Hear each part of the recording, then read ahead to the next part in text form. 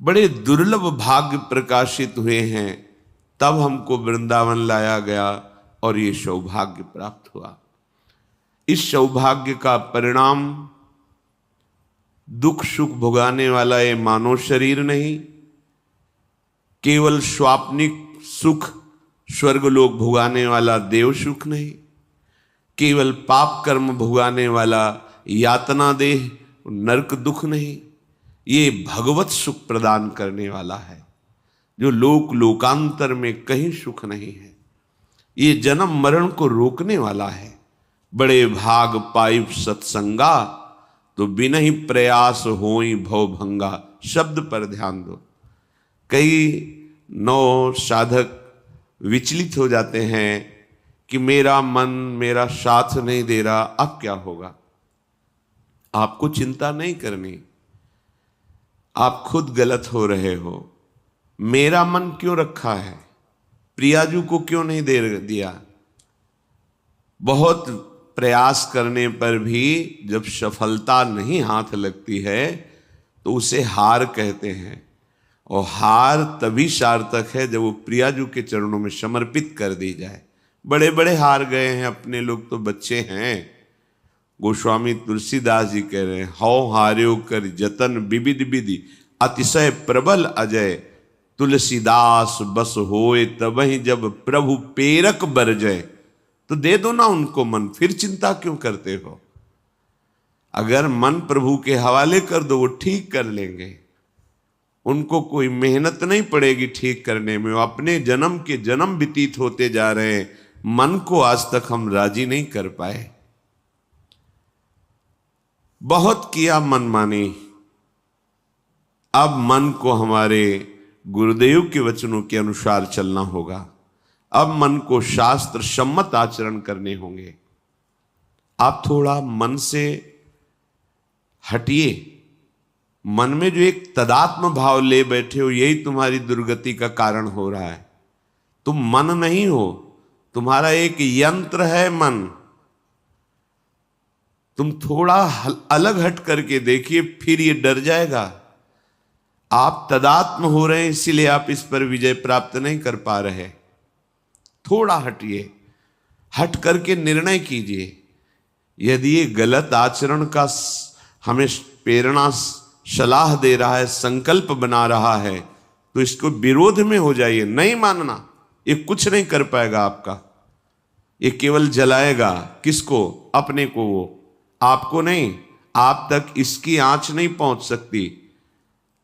शास्त्र जिभ्याओं वाले भगवान शेष जी जिनका यश गान करते हैं, आप उन भगवान के अंश हैं।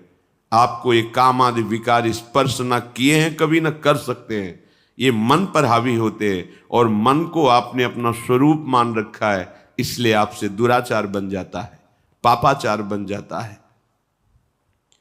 यदि इस जन्म में परमानंद की अनुभूति करनी है तो यज्ञार्थात् कर्मणोऽन्यत्र लोकोऽयं कर्म बंधनः, तदर्थं कर्म कौन्तेय मुक्त संगः समाचर।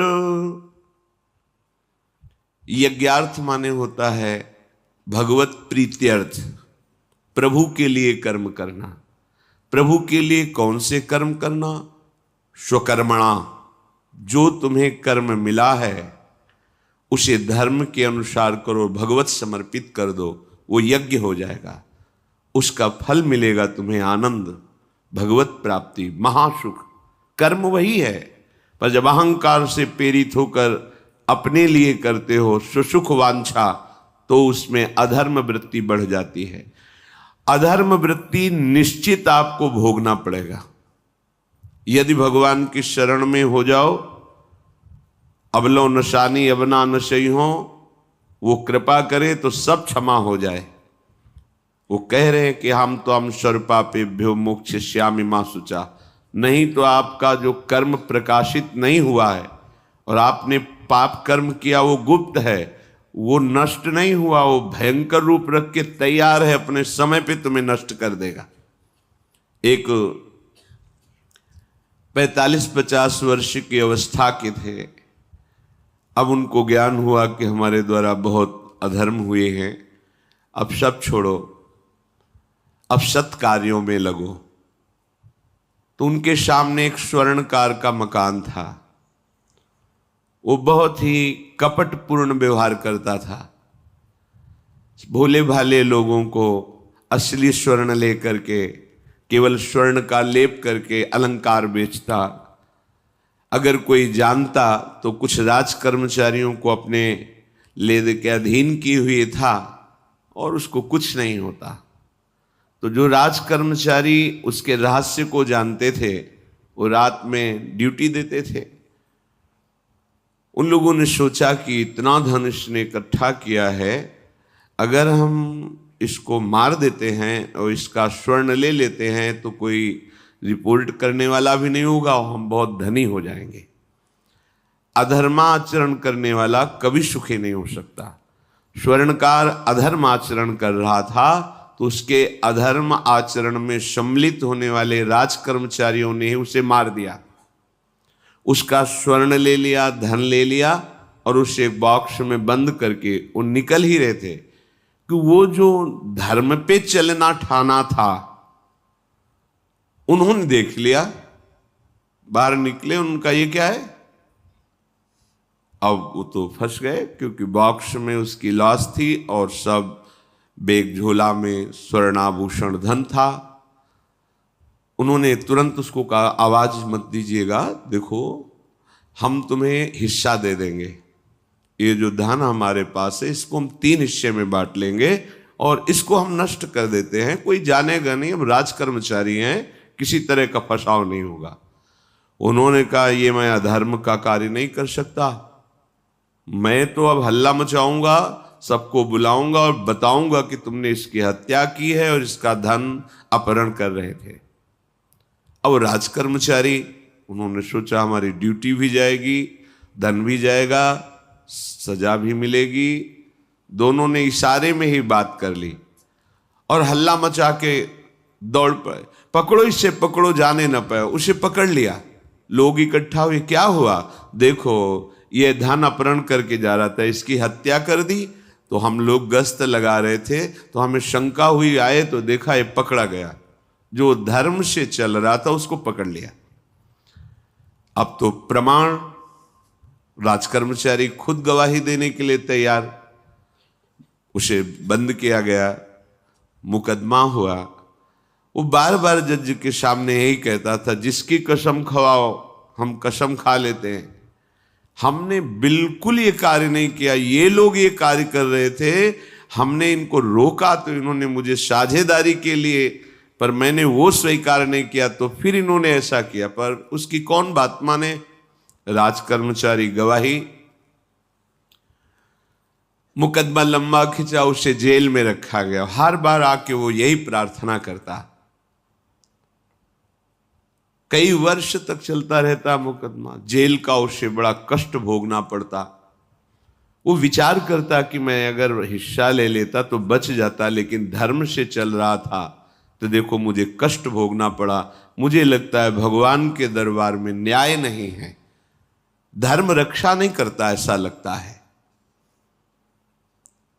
एक दिन आया और रो करके यही बात कही जज के सामने कि मुझे लगता है भगवान नहीं है, क्योंकि मैं बार बार सत्य को साक्षी करके कहता हूं कि मैंने ये कर्म नहीं किया और मुझे दंड दिया जा रहा है, मुझे क्लेश दिया जा रहा है धर्म से चलने के कारण। अगर मैं सम्मिलित हो जाता तो मुझे तीसरा हिस्सा मिलता और बिल्कुल बात शांत होती। ये क्या धर्म है, कहां भगवान है? जज ने इस पर गौर किया। कई वर्ष वो जेल भोगता रहा, मुकदमा चलता रहा। तब जज ने गौर किया कि बार बार ये कहता है इसकी जांच की जाए, तो हत्याकांड होते ही रहते हैं। एक शव आया वहां, जज ने मंगवाया था, जो पोस्टमार्टम के लिए जाता, मंगवाया और कहा देखो इसका कोई नहीं है, अंतिम संस्कार के लिए अपने ही लोगों को जाना है। तो 2 कर्मचारी जो थे सरकारी, जो स्वर्ण चोरी में सम्मिलित थे, उनको और उसको, कहा कि बस तुम थोड़ी देर नदी के किनारे बैठे रहना, हम और लोगों को लेकर के आते हैं। और एक आदमी को छुपा के बैठा लिया और राज कर्मचारी नदी के किनारे शव को लेकर बैठे। उसको देखा, जिसको बहुत कष्ट दिया जा रहा था, सारा आरोप उसके ऊपर था, जो धर्म से चल रहा था।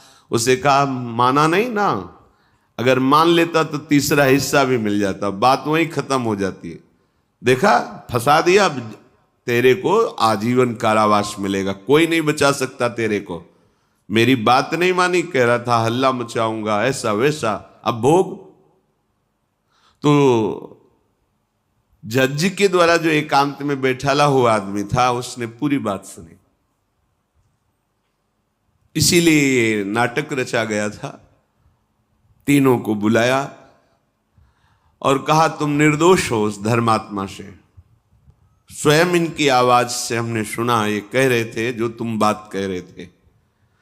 तो उसने कहा कि ये तो ठीक है, अब निर्णय ठीक कर दिया, लेकिन अब कई वर्षों से मैं दंड भोग रहा था, ये कौन सा न्याय है? किस अपराध के कारण? मैं तो धर्म से चल रहा था, इसमें किंचन मात्र मेरा कोई अपराध नहीं था। फिर कई वर्ष से मैं सजा क्यों भोग रहा था? बार बार प्रताड़ना, नाना प्रकार के कष्ट क्यों भोगा मैं? जज ने कहा, तुम हृदय को साक्षी करके बताओ, क्या कोई ऐसा अपराध किया है जिसका प्रकाश ना हुआ हो और तुम्हें दंड ना मिला हो? हम अब उसका कोई दंड थोड़ी तुम्हें देंगे, लेकिन तुम्हारे अंदर जो भगवान के प्रति आरोप है उसका निराकरण हो जाएगा। उसने कहा, हाँ, यौवन अवस्था में मैंने किसी स्त्री को ऐसा ऐसा, और वो विरोध करने पर भी उसे मार दिया और आज तक बात कोई प्रकाशित नहीं हुई। तो बोले, फिर भगवान को क्यों दोष देते हो? वो कर्म तुम्हारा दंड अगर मिल जाता तो नष्ट हो जाता, वो कर्म सुरक्षित है। उसी कर्म ने तुम्हें यहां अधर्म ना होने पर भी फंसाया और देखो तुम्हें भोगना पड़ा। तो निश्चित समझो, यदि आप अधर्म के द्वारा कोई भी सुख साधन करेंगे तो आप नष्ट होंगे। अधर्म के द्वारा आप धन आदि छीनना चाहेंगे तो आप नष्ट होंगे। अधर्म कर दिया है और उसका प्रायश्चित नहीं हुआ तो वो कर्म सुरक्षित है। ऐसी जगह फंसाएगा जहां 100% आपने कोई अपराध नहीं किया पर आपको उसका दंड भोगना पड़ेगा। फिर आपको लगेगा कि न्याय में अन्याय हो रहा है, कोई भगवान नहीं है। देखो, मैंने बिल्कुल कसम खा के कहता हूं, पाप नहीं किया, पर ये पाप का जो आरोप लगा वो पूर्व पाप आकर के तुम्हें दंडित कर रहा है। अब इस कर्म विधान को ये बहिर्मुख लोग क्या जानते हैं? तभी कहते हैं, अरे कहां भगवान, कैसे भगवान? आज तुम धर्म से चल रहे हो, लेकिन कल तुमने जो कर्म किया तो तुम शरणागत होकर भजन के द्वारा उसको नष्ट नहीं किया ना, तो वो सुरक्षित है। अवश्य में भोक्तव्यम कृतम कर्म शुभाशुभम। इसीलिए श्री भगवान आदेश कर रहे हैं, यज्ञार्थात कर्मणोन्यत्र लोकोयम कर्म बंधनहा तदर्थम कर्म कौन्ते मुक्त संगहा समाचर। मुक्त हो जाओगे, न काम तुम्हें अधीन कर पाएगा, न पाप अधीन कर पाएगा, परमानंद में डूब जाओगे। केवल प्रभु के लिए कर्म करो। ये अगरबत्ती, धूप बत्ती, आरती, पूजा प्रभु को अपना नहीं माना तो ये थोड़ा शुभ कर्म बन गया, बस। ये तुम्हारा प्रायश्चित नहीं होगा। जो तुमने अधर्माचरण के अगरबत्ती धूप बत्ती से खत्म होने वाले नहीं हैं, उनके लिए तुम्हें नाम जप करना पड़ेगा, नाम कीर्तन करना पड़ेगा। नाम कीर्तनम यस्य सर्व पाप प्रणाशनम, समस्त पापों का नाश करने में समर्थ है। राधा राधा राधा, कृष्ण कृष्ण कृष्ण, गोविंद गोविंद गोविंद। भगवन नाम, अगर भगवन नाम का आप निरंतर जप करने लगे तो आप स्वयं तर जाएंगे और लोगों को तार देंगे। मम भक्तियुक्तो भुवनम पुनात सतरति सतरति सा लोकान तारयति।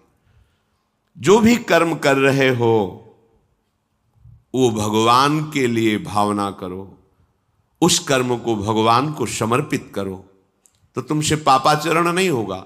जो पापाचरण हो गए हैं, 10 मिनट केवल बैठ करके अपने घर में ही ताली बजा के मंजीरा लेकर के, इसे नाटक मत समझो, आडंबर मत समझो। नहीं, जो आडंबर और नाटक किए हैं ना, वो जब अपना नाटक फैलाएंगे तो तुम उस नाटक से निकल नहीं पाओगे। माया का नाटक है। भगवान नाम कीर्तन, ये जो लोग कहते हैं ना कि भगवान तो हृदय में बैठे, दिखावे की क्या जरूरत है। अगर इतना बोध हो चुका है भगवान हृदय में बैठे, तब तो आप सिद्ध हो गए। केवल वाणी से बोल रहे हो, मन मानी आचरण कर रहे हो, दुर्गति को प्राप्त हो रहे हो, तो है ना सबके हृदय अछत विकारी, पर सकल जीव जग दीन दुखारी।